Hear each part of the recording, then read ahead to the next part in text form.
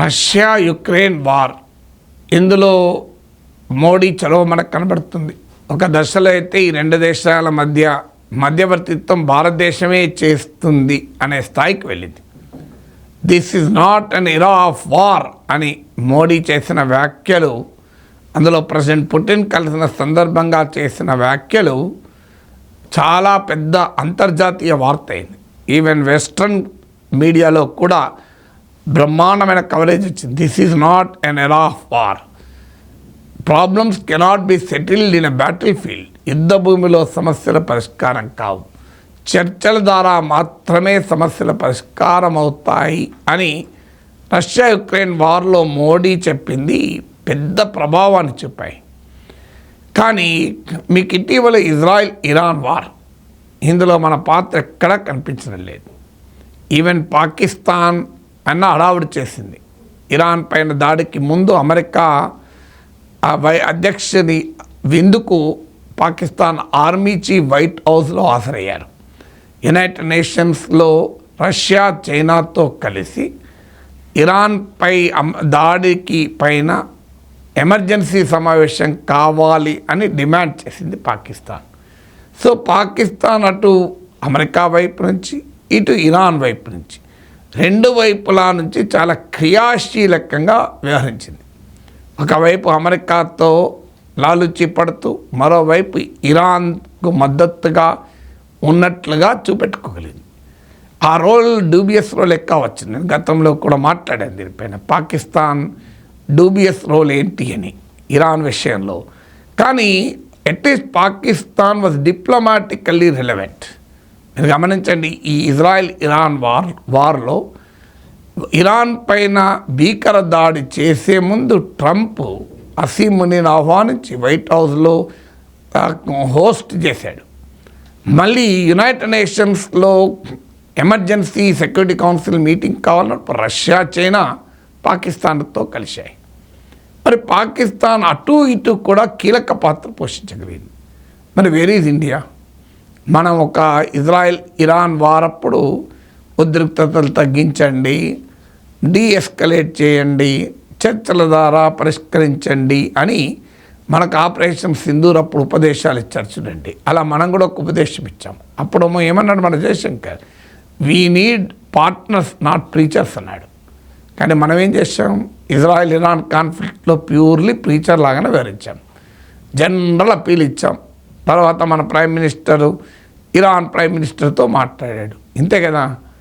మరి ఎక్కడన్నా Israel prime minister నెతన్యాహుకు నరేంద్ర మోడీకి చాలా దగ్గరి సంబంధాలు, మంచి రిలేషన్స్ ఉన్న ఇండియాకి ఇజ్రాయెల్కు. మరి ఇజ్రాయెల్ ప్రైమ్ మినిస్టర్కు మోడీ ఏమైనా ఫోన్ చేసి యుద్ధం ఆపమని చెప్పాడా? This is not a Ira of war అని పుటిన్ చెప్పినట్లు నెతన్యాహుకు ఎందుకు చెప్పలేదు? సో నెతన్యాహుకు మరి చెప్పడానికి మోడీ ఎందుకు వెనుకాడాడు? This is not the era of war, problems cannot be settled in battlefield అనాలి కదా. కానీ ఎక్కడ అనలేదు. మీరు గమనించండి, ట్రంప్తో చెప్పలేదు, మీకు నెతన్యాహుతో చెప్పలేదు, పుటిన్తో మాత్రం చెప్పాడు. ఎందుకు మరి అంటే అక్కడ మాత్రం this is not the Ira of war, ఇక్కడ మాత్రం this is the Ira of వారా? సో ఇండియా ఎందుకు ఈ కీలక పాత్ర పోషించలేకపోయింది? వాస్తవంగా రష్యాతో ఉక్రెయిన్తో మనకు ఎలా మంచి సంబంధాలు ఉన్నాయో అంతకంటే బెటర్ సంబంధాలు ఇజ్రాయిల్తో ఇరాన్తో ఉన్నాయి. రెండు దేశాలతో మనకు మంచి సంబంధాలు ఉన్నాయి. అక్కడ ఎలా అవుతున్నాయి, ఇక్కడ కూడా అలా. కానీ రష్యా ఉక్రెయిన్ కాన్ఫ్లిక్ట్లో అంత క్రియాశీలకంగా వ్యవహరించిన మోడీ రష్యాకి వెళ్ళారు, ఉక్రెయిన్కి వెళ్ళాడు, రెండు దేశాలతో మాట్లాడారు. కానీ ఇక్కడ ఎందుకు మాట్లాడలేదు? మరి దీనికి కారణం ఏంటి అనే క్వశ్చన్ ఉత్పన్నమవుతుంది. దీనికి మొదటి కారణం ఏంటంటే, మనము అమెరికా వ్యూహాత్మక కౌగిల్లోకి వెళ్ళడం వల్ల రిలవెన్స్ను కోల్పోయాం. మీకు మనం అక్కడేమో రష్యా యుక్రెయిన్ వార్లోమో అమెరికా ఒత్తిడిని కూడా ఎదిరించి నిలబడింది భారత ప్రభుత్వం. అందువల్ల మీకు రష్యా నుంచి ఆయిల్ దిగుమతులు చేసుకున్నాం. అమెరికా యూరప్ దేశాలు మన పైన ఆంక్షలు పెడతామన్నా కూడా వెనకాడకుండా మనం రష్యాతో సంబంధాలు కొనసాగించాం. మీకు F-400 మిసైల్ డిఫెన్స్ షీల్డ్ కూడా అమెరికా కార్సా చట్టం కింద అభ్యంతరాలు చెప్పింది, countering American adversaries through sanctions act కింద. కానీ మనం వినలే. అందువల్ల మనకు అక్కడ రిలవెన్స్ ఉంది. రష్యా ఉక్రెయిన్ కాన్ఫ్లిక్ట్లో మనం ఆ పాత్ర పోషించడానికి కారణం ఒక ఇండిపెండెంట్ కంట్రీగా మన క్రెడిబిలిటీని అక్కడ నిలబెట్టుకున్నాం. ఇదే మోడీ ప్రభుత్వం నిలబెట్టుకుంది, మళ్ళీ వేరే వాళ్ళకి కాదు. 2 ఉదాహరణలు చెప్పాను మీకు. అమెరికా ఆంక్షల్ని కూడా పట్టించుకోకుండా S-400 కొన్నాము. అమెరికా విమర్శిస్తున్నా, అమెరికా యూరోపియన్ మిత్ర దేశాలు విమర్శిస్తున్నా మనం రష్యా నుంచి ఆయిల్ ఇంపోర్ట్ చేసుకున్నాం. సో ఆ ఇండిపెండెంట్ స్టాండ్ తీసుకోవడం మన క్రెడిబిలిటీని పెంచింది కనుక అక్కడ నరేంద్ర మోడీ ఆ మేరకు పాత్ర పోషించగలిగాడు భారత ప్రధానిగా. ఇక్కడికి వచ్చే వరకు మనం కంప్లీట్గా అమెరికాకు ఒక రకంగా ఇరాన్ విషయంలో సరెండర్ అయ్యాం. ఎందుకంటే ఇరాన్ నుంచి మనకు ఆయిల్ ఇంపోర్ట్స్ ఉండేవి. ట్రంప్ ఒత్తిడి మేరకు మనం ఇరాన్ నుంచి ఆయిల్ ఇంపోర్ట్ 0కు తీసుకొచ్చాం. నేను ఇదివరకు చాలాసార్లు చెప్పాను, మన టోటల్ ఆయిల్ ఇంపోర్ట్స్లో 10% ఇరాన్ నుంచి ఉండేవి. అందులో ఇరాన్కు మనం రూపాయల్లో చెల్లించేవాళ్ళం. సో ట్రాన్స్పోర్ట్ కూడా సులభం ఇరాన్కి. ఇక్కడ దగ్గర మనకు అన్ని రకాల అడ్వాంటేజెస్ ఉన్నా మనం ఇరానియన్ ఆయిల్ వదిలేసాం. చైనానేమో ఇరాన్ నుంచి ఈ అమెరికా ఒత్తిళ్లకు తలవంచకుండా కొంటూ పోయింది. అందువల్ల ఇరాన్ ఉత్పత్తి చేసే ఆయిల్లో 90% చైనాను తీసుకుంది చాలా చౌకగా. మనము చౌకగా వస్తున్నాం, మనం వదిలేసాం అమెరికా ఒత్తిళ్లకు తలవంచి. అలాగే చబహర్ పోర్ట్ చాలా కీలకం మనకు అది, ఎందుకంటే సెంట్రల్ ఏషియాకు ముఖద్వారం. దానిపైన చాలా కాలం మనము వెనక్కు తగ్గాం. ఈ మధ్య మళ్ళీ కాస్త చైనా ఎంటర్ అవుతుందని గమనించి మళ్ళీ ఎంటర్ అయ్యాం. సో అందువల్ల రష్యా విషయంలోమో అమెరికా హెచ్చరించినా వినకుండా అమెరికా ఒత్తిడిని కూడా ఖాతరు చేయకుండా నిలబడ్డాం కనుక అక్కడ క్రెడిబిలిటీ ఉంది. ఇక్కడ ఇరాన్ విషయంలో మనం నిలబడలేదు. అమెరికాకు భారత ప్రభుత్వం సరెండర్ అయింది కనుక, రాజీ పడ్డ, సరెండర్ పెద్ద పదం కావచ్చు, కాంప్రమైజ్ అయింది. అందువల్ల ఇక్కడ క్రెడిబిలిటీని కోల్పోయాం.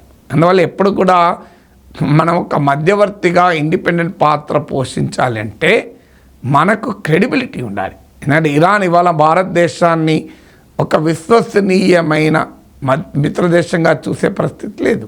ఎందుకంటే అమెరికా ఒత్తిడితో మనం ఇరాన్కు వ్యతిరేకంగా వ్యవహరించాం కదా. సో అందువల్ల ఇది మొదటి కారణం. అంటే స్ట్రాటజిక్ అటానమీని నిలుపుకున్న చోట మన గౌరవం నిలబడింది. అక్కడ రష్యా దగ్గర స్ట్రాటజిక్ అటానమీ నిలుపుకున్నాం. ఇరాన్ విషయంలో స్ట్రాటజిక్ అటానమీని వదిలేసాం కనుక ఆ గౌరవం మనం కోల్పోయాం. అమెరికా వ్యూహాత్మక కౌగిలిలో ఉండిపోవడం వల్ల ఆ పాత్ర భారతదేశం పోషించలేకపోయింది.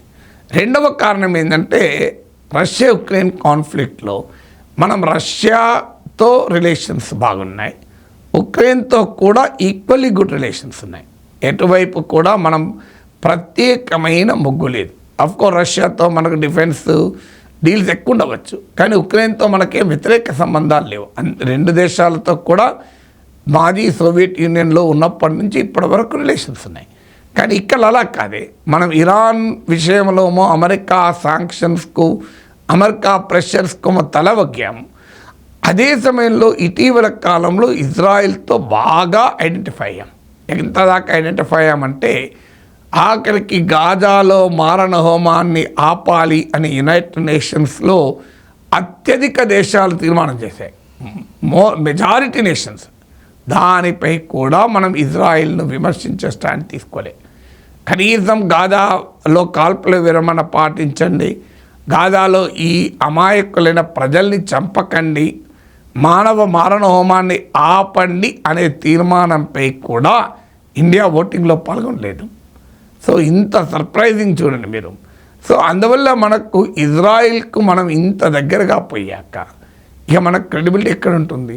మనం న్యూట్రల్ పొజిషన్లో ఉండి ఇండిపెండెంట్ పొజిషన్లో ఉంటే మనకు ఆ రెస్పెక్ట్ ఉంటుంది. కానీ ఇండిపెండెంట్ పొజిషన్లో లేనప్పుడు ఆటోమేటిక్గా రెస్పెక్ట్ పోతుంది. సో అందువల్ల ఈ 2 కారణాల రీత్యా India fail to play any role in the Israel Iran war.